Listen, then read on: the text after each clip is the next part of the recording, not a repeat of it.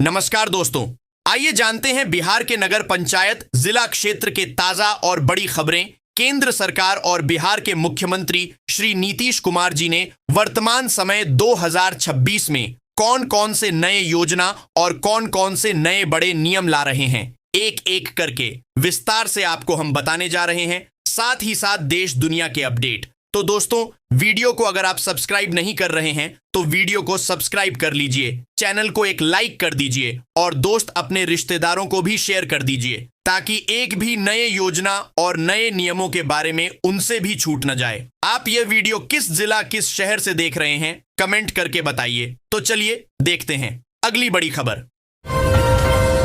बिहार सरकार की मुख्यमंत्री महिला रोजगार योजना हमारे सशक्तिकरण का नया आधार है। इस योजना में 2 लाख रुपए तक की वित्तीय मदद 4 चरणों में सीधे बैंक खाते में दी जा रही है। 10,000 रुपए की पहली किस्त के बाद अब 20,000 रुपए की दूसरी किस्त मिलने वाली है। इसके लिए हमें जीविका समूह की बैठकों में नियमित रहना और अपने व्यवसाय की योजना तैयार रखनी होगी। आइए आत्मनिर्भर बनकर प्रगति की राह चुनें। भारत सरकार का लखपति दीदी अभियान महिलाओं को आर्थिक रूप से स्वतंत्र बनाने की एक क्रांतिकारी पहल है। इस योजना के तहत स्वयं सहायता समूहों से जुड़ी बहनों को कौशल विकास प्रशिक्षण के साथ साथ बिना ब्याज के आरण की सुविधा दी जाती है। इसका मुख्य लक्ष्य महिलाओं को वार्षिक 1 लाख रुपए से अधिक की आय सुनिश्चित कराना है। जीविका द्वारा सीतामढ़ी के सुप्पी प्रखंड में आयोजित रोजगार मेले में 663 युवाओं को सीधा प्लेसमेंट मिला। दीनदयाल उपाध्याय ग्रामीण कौशल योजना के तहत 16 कंपनियों ने भाग लिया। मेले में 330 युवाओं को कौशल प्रशिक्षण और 257 को स्वरोजगार प्रशिक्षण के लिए चुना गया।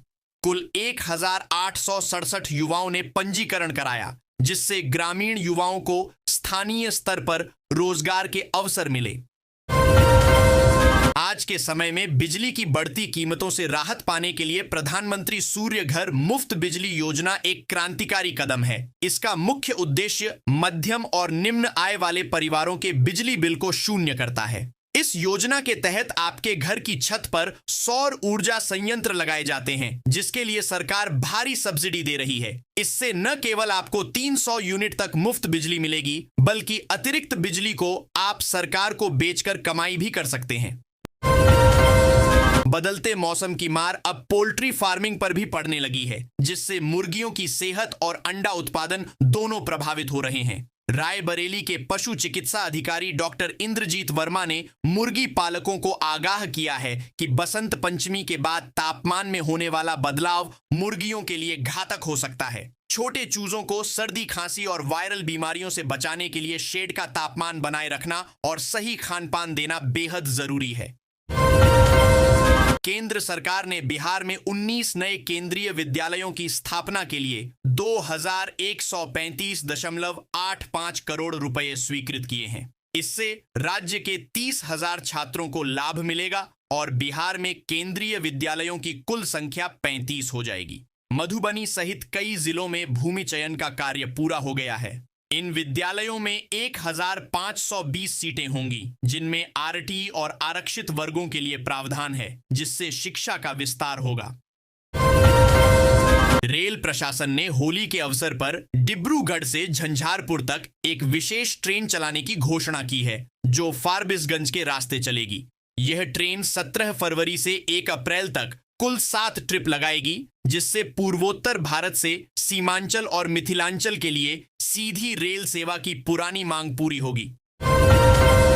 भागलपुर के सनहौला में स्वास्थ्य माफिया पर बड़ी कार्रवाई हुई है। गंभीर लापरवाही और अव्यवस्था के कारण 3 निजी अस्पतालों को सील कर 50-50 हजार रुपए का जुर्माना लगाया गया और पंजीकरण निलंबित कर दिया गया।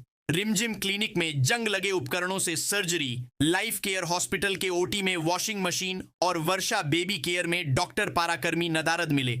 पिछले 2 दिनों में 5 संस्थानों पर कार्रवाई हुई है।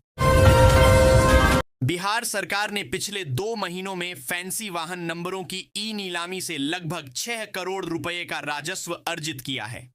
परिवहन मंत्री श्रवण कुमार ने बताया कि 4117 वाहन मालिकों ने अपनी पसंद के नंबर चुने।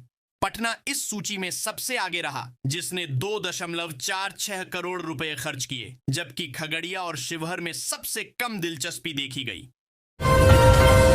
औरंगाबाद जिले में खनिज क्षेत्र कल्याण योजना के तहत 7 करोड़ 21 लाख रुपए की लागत से 24 विकास कार्य प्रगति पर हैं। इन परियोजनाओं का उद्देश्य शहरी और ग्रामीण क्षेत्रों में बुनियादी सुविधाओं को मजबूत करना है, जिसमें स्वास्थ्य, शिक्षा, पेयजल आपूर्ति, सड़क निर्माण और जल संरक्षण शामिल हैं। अवैध खनन रोकने के लिए चेक पोस्ट भी स्थापित किए जाएंगे, जिससे जिले की आधारभूत संरचना और जन सुविधाओं में सुधार होगा। केंद्र सरकार ने बिहार की पंचायती राज संस्थाओं के लिए 15वें वित्त आयोग की अनटाइड अनुदान की दूसरी किस्त जारी की है। बिहार को कुल 803.79 करोड़ रुपए मिले हैं, जिसमें पिछली किस्त का बकाया भी शामिल है। यह राशि त्रिस्तरीय पंचायती राज संस्थानों के विकास और ग्राम पंचायतों में कल्याणकारी कार्यों को गति प्रदान करेगी, जिससे स्थानीय जरूरतों के अनुसार योजनाएं तेजी से लागू होंगी। बिहार में पिछले 2 महीनों दिसंबर 2025 से जनवरी 2026 में यातायात नियमों के उल्लंघन पर 90 करोड़ 97 लाख रुपए से अधिक का चालान काटा गया है, जो पिछली अवधि से 45% अधिक है। इसमें से 28.60 करोड़ रुपए जमा हो चुके हैं। परिवहन मंत्री श्रवण कुमार ने बताया कि सख्ती और निगरानी से यह संभव हुआ। भविष्य में 138 स्थानों पर कैमरे लगाकर ई चालान जारी होंगे, जिसका उद्देश्य सड़क सुरक्षा बढ़ाना है। बिहार विद्यालय परीक्षा समिति की इंटर वार्षिक परीक्षा 2026 संपन्न हो गई। 2 से 13 फरवरी तक चली परीक्षा में 13.17 लाख से अधिक परीक्षार्थी शामिल हुए। इस दौरान कदाचार के आरोप में 71 परीक्षार्थियों को निष्कासित किया गया, जबकि 14 फर्जी अभ्यर्थी पकड़े गए। नवादा में सर्वाधिक 27 निष्कासन हुए। पिछले वर्षों की तुलना में इस बार कदाचार के मामलों में कमी आई है। मूल्यांकन कार्य 27 फरवरी से शुरू होगा। उप मुख्यमंत्री विजय कुमार सिन्हा ने बिहार विधानसभा में बताया कि राजस्व एवं भूमि सुधार विभाग ने भूमि विवादों के समाधान के लिए महाअभियान चलाया है। जन संवाद, डिजिटल व्यवस्था और सख्ती से लंबित मामलों में कमी आई है। अब तक 40 लाख आवेदनों का निष्पादन हुआ है और 31 मार्च 2031 तक 46 लाख आवेदनों को निपटाने का लक्ष्य है।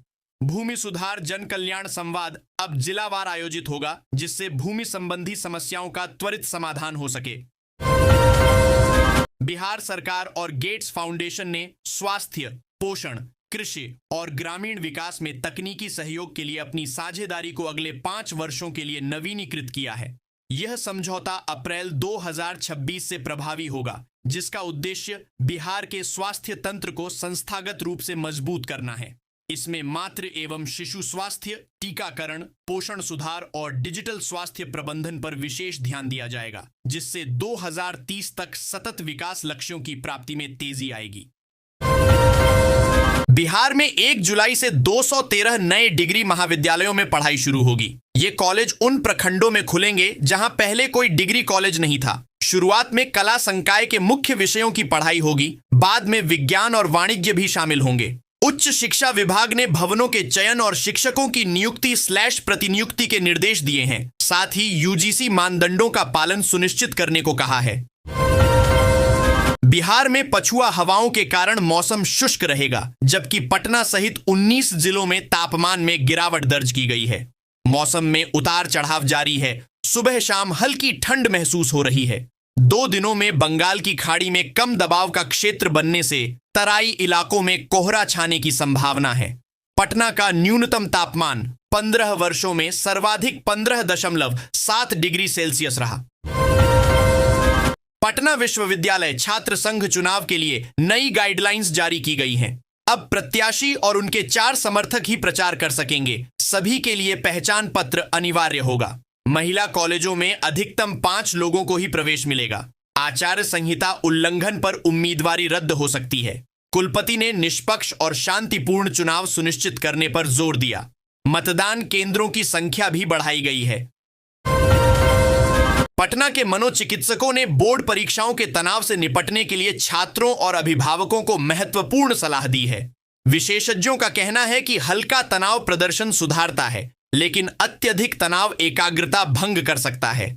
छात्रों को पढ़ाई को छोटे हिस्सों में बांटने, तुलना से बचने और पर्याप्त नींद लेने की सलाह दी गई है। अभिभावकों से बच्चों पर दबाव न डालने और सकारात्मक माहौल बनाए रखने का आग्रह किया गया है। 7 दिन की न्यायिक हिरासत के बाद पप्पू यादव बेऊर जेल से रिहा हुए। उन्होंने तुरंत पिंकी कुमारी के परिजनों से मुलाकात कर न्याय का भरोसा दिलाया। यादव ने अपनी गिरफ्तारी को साजिश बताया, 3 नेताओं पर आरोप लगाए और खेमका एनकाउंटर को फर्जी करार दिया। उन्होंने रूपेश हत्याकांड को फिर से खोलने की मांग की और अपनी सुरक्षा बढ़ाने की अपील की। उनकी रिहाई से बिहार की राजनीति में हलचल तेज हो गई है। पटना पुलिस ने देर रात बड़ा प्रशासनिक फेरबदल किया। 2 इंस्पेक्टर और 2 एएसआई का तबादला आदेश जारी हुआ। सुल्तानगंज के थाना प्रभारी कुमार रोशन को फतुहा का नया प्रभारी बनाया गया, जबकि फतुहा के सदानंद शाह को पुलिस केंद्र भेजा गया। एएसआई कमलेश राज सुल्तानगंज के नए थानेदार बने और रविकांत गुलजारबाग टीओपी के प्रभारी नियुक्त हुए। यह कदम आंतरिक व्यवस्था मजबूत करने के उद्देश्य से उठाया गया है। विधानसभा परिसर में बीजेपी मंत्री लखेंद्र पासवान ने तेज प्रताप यादव के पिता बनने की खबर पर शुभकामनाएं दी, जबकि पहले उन पर आरोप लगाए थे। जीतन राम मांझी ने भी बधाई पोस्ट कर डिलीट कर दिया। तेज प्रताप ने खबर को खारिज किया, लेकिन अनुष्का के भाई ने बच्ची के जन्म की पुष्टि की। इस मामले ने बिहार की राजनीति में निजी जिंदगी और सियासी दांव पेंच का नया मोड़ ला दिया है। पटना नगर निगम ने संपत्ति कर प्रोत्साहन योजना 2025 लागू की है, जो 28 नवंबर से 31 मार्च 2026 तक चलेगी। इसके तहत लंबित संपत्ति कर पर 100% ब्याज और जुर्माना माफ किया जाएगा। केवल मूल राशि का भुगतान करना होगा। अब तक 5,511 करदाताओं ने स्वनिर्धारण कराया है। यह योजना आवासीय, वाणिज्यिक और औद्योगिक सहित सभी प्रकार की संपत्तियों पर लागू है, जिससे करदाताओं को बड़ी राहत मिलेगी।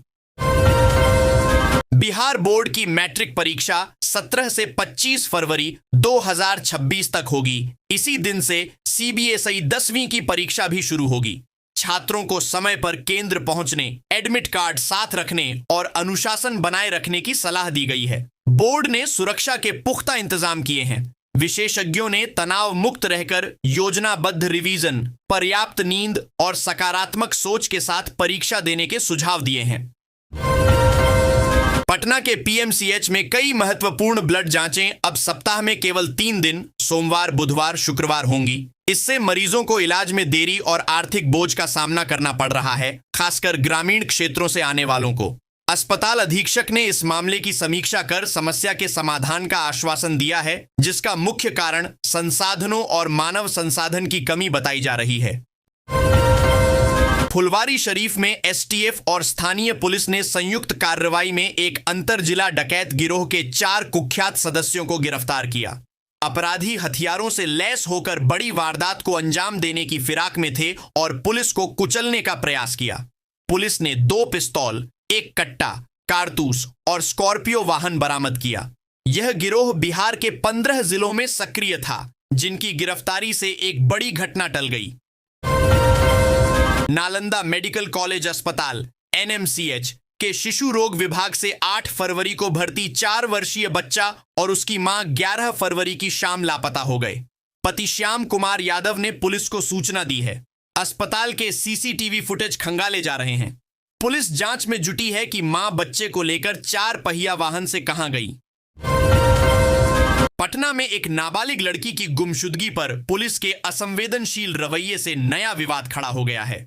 पिता की शिकायत पर एक दारोगा ने आपत्तिजनक टिप्पणी की, जिससे परिवार की पीड़ा बढ़ गई। विपक्ष ने इस मामले पर सरकार और पुलिस प्रशासन पर तीखा हमला बोला है। राजद के सुनील सिंह ने दोषी दारोगा पर कार्रवाई की मांग की है। पुलिस ने जांच के संकेत दिए हैं, जबकि लड़की की तलाश जारी है। फुलवारी शरीफ में 16 वर्षीय छात्रा की संदिग्ध मौत से आक्रोशित लोगों ने एम्स गोलंबर पर सड़क जाम कर विरोध प्रदर्शन किया। परिजनों ने हत्या का आरोप लगाया है। पुलिस ने भाकपा माले के पूर्व विधायक गोपाल रविदास समेत 5 नामजद और 60 अज्ञात लोगों के खिलाफ सरकारी कार्य में बाधा डालने का मामला दर्ज किया है। घटना ने इलाके में तनाव बढ़ा दिया है और पुलिस जांच में जुटी है। तेज प्रताप यादव के अनुष्का यादव की बेटी पर बयान के बाद अनुष्का के भाई आकाश यादव ने जवाब दिया है।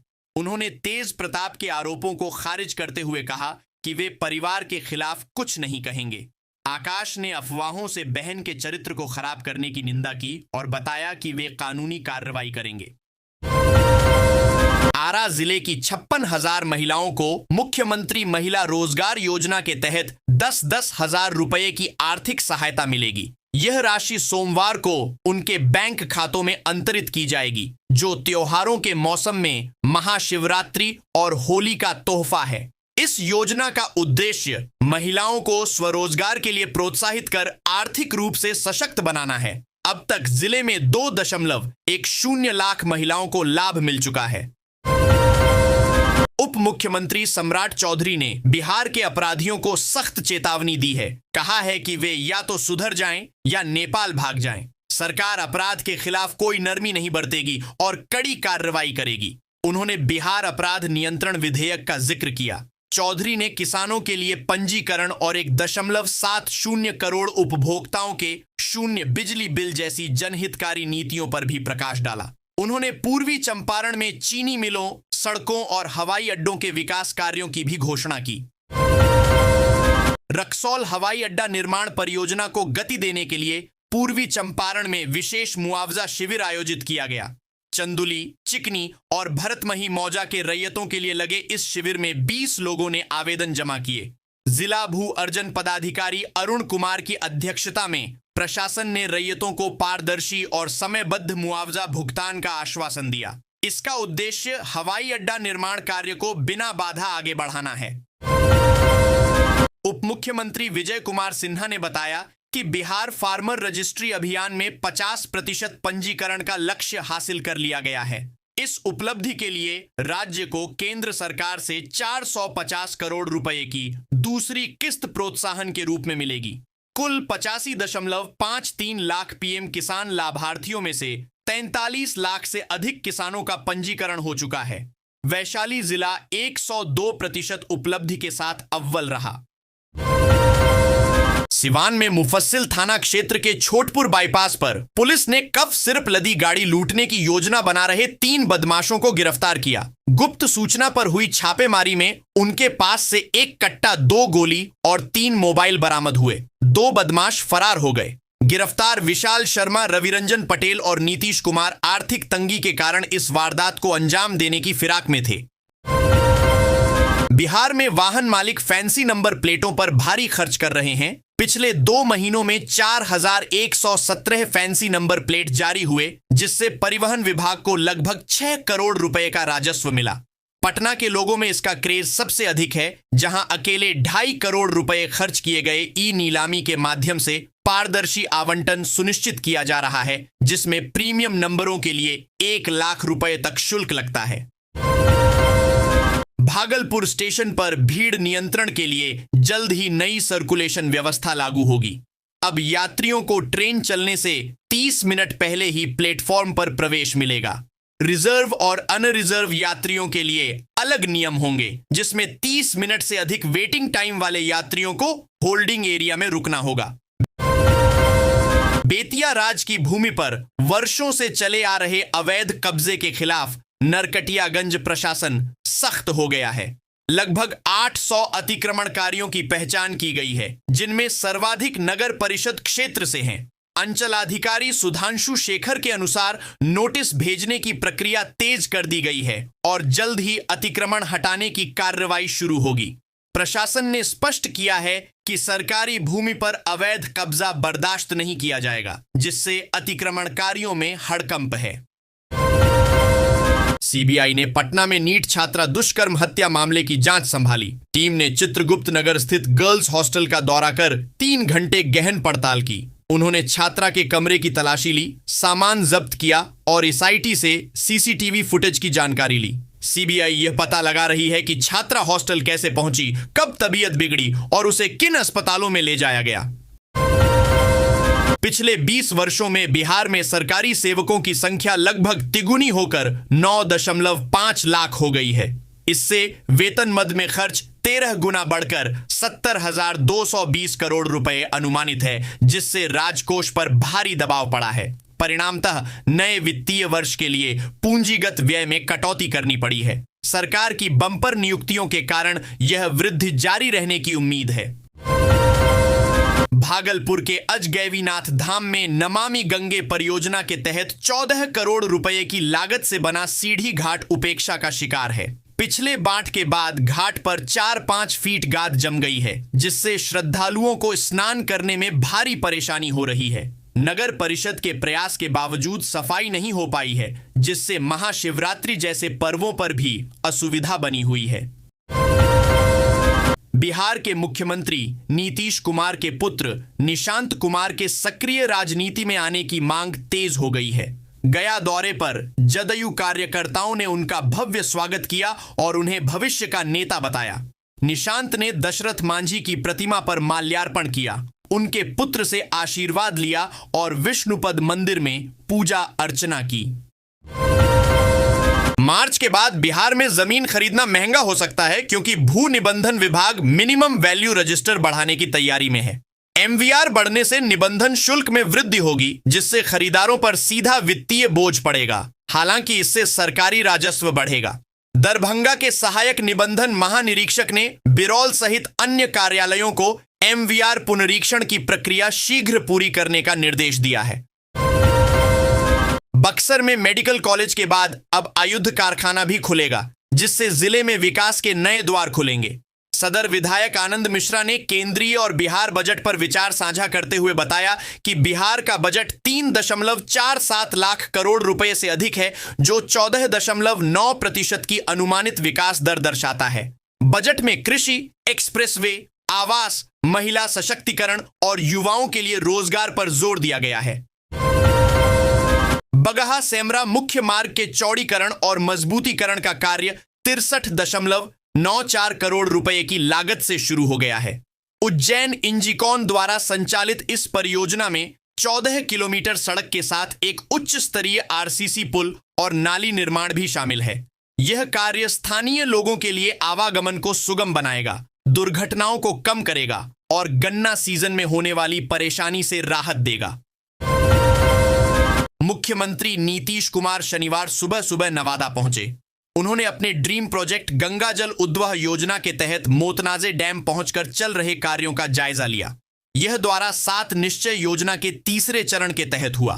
हर घर गंगा जल के नाम से भी जानी जाने वाली यह परियोजना बिहार सरकार की एक महत्वाकांक्षी पहल है। इसका मुख्य उद्देश्य दक्षिण बिहार के सूखाग्रस्त शहरों में पीने के लिए गंगा का शुद्ध पानी उपलब्ध कराना है।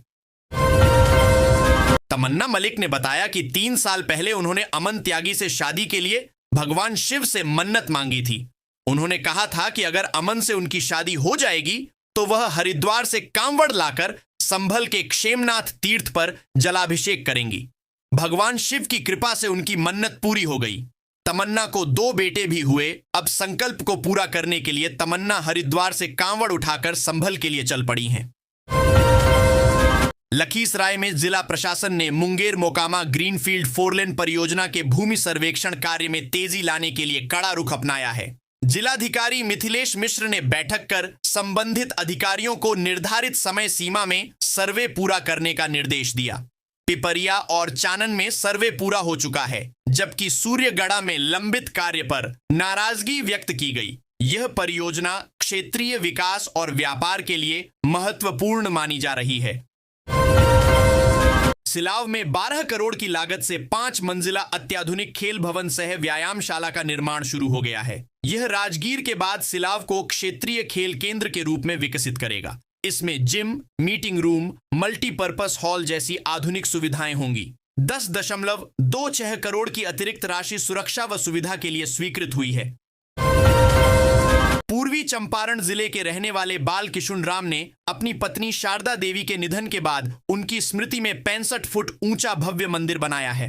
यह मंदिर महज एक संरचना नहीं, बल्कि गहरे प्रेम, समर्पण और अटूट भावनाओं का प्रतीक बन चुका है। स्थानीय लोग इसे देखकर इसे चंपारण का ताजमहल कहने लगे हैं। इतिहास में मुगल सम्राट शाहजहां ने मुमताज की याद में ताजमहल बनवाया था। उसी तरह आज एक साधारण किसान ने अपने प्रेम को अमर कर दिया है।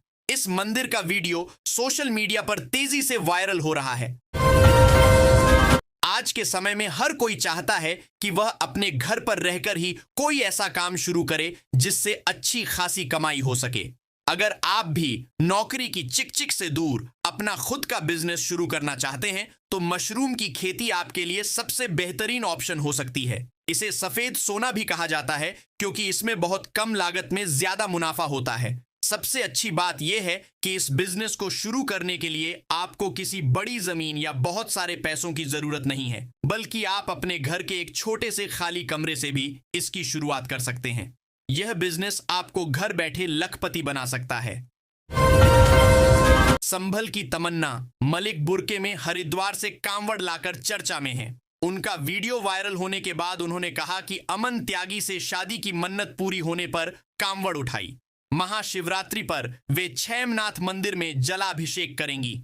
पुलिस सुरक्षा में यात्रा जारी है। तमन्ना ने कहा, जो बहन चाहे बुर्के में कांवड़ ला सकती है, किसी पर कोई बंदिश नहीं।